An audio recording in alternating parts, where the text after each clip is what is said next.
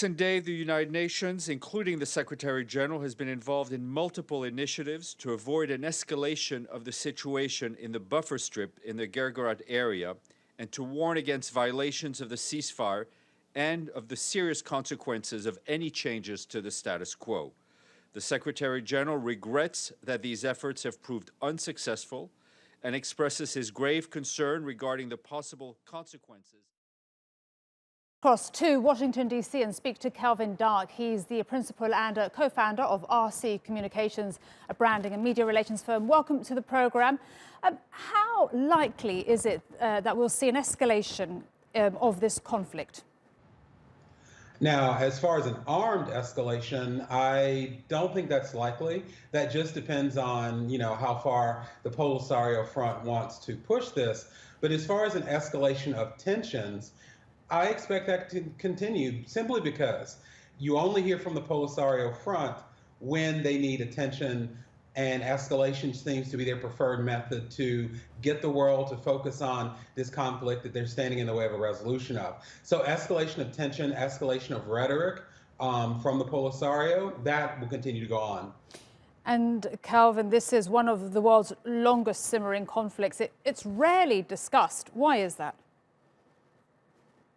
Well, I think one of the reasons it's rarely discussed is because, Morocco has been administering the affairs in the Western Sahara, simplified kind of explanation of what's going on. But more importantly, to resolve this conflict, over a decade ago, Morocco presented a compromise solution. As you know, the United Nations has tried to get the Morocco, the Polisario Front, and Algeria together to resolve this conflict. So one of the reasons why it's not talked about as much is because Morocco presented the compromise, the Polisario rejected. So Morocco is trying to continue to build up the region, to help the Sahrawis, the people in the Western Sahara who are being held by the Polisario.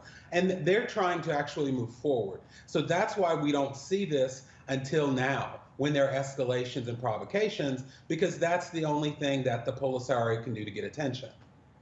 And what about the indigenous people, the Sahrawis who are in the camps in Algeria, and also those that are in Western Sahara?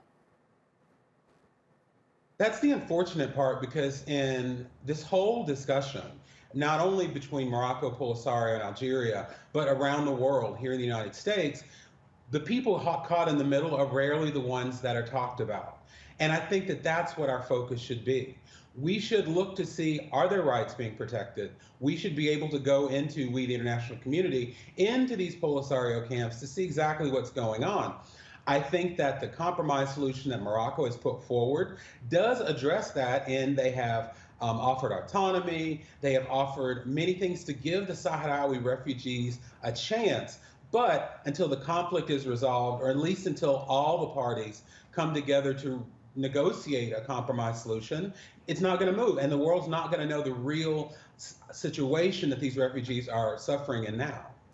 I've spent some time living with those Sahrawis in Algeria. What happens next to them, to the ones in Western Sahara, if this does escalate? And what for the rest of the region? Well, as far as the Western Sahara conflict goes, what I hope will happen is that the international community, through the United Nations, would make it clear to all of the parties, Morocco, Algeria, and the Polisario, that continued human rights violations against the Sahrawi refugees won't be tolerated. Now, Morocco's come to the table with that commitment. The United Nations needs to convince Algeria and the Polisario to do the same. Now, when it comes to the region, that is where I think the United States could play a role, because in the lawlessness of the area around the Polisario-controlled camps in Algeria, that's where terrorism thrives. And the terrorism that would thrive there would threaten the people in the region, it would threaten Europe, and it could threaten the United States. So I think that once we have that clear, then the U.S., the international community, and the regional partners can get together and understand that this irresolution of the conflict hurts more than just the people in the camps. It could hurt people across the region and over 2 continents. Thank you so much for speaking to us on TRT World today. Kelvin Dark, appreciate your time and analysis.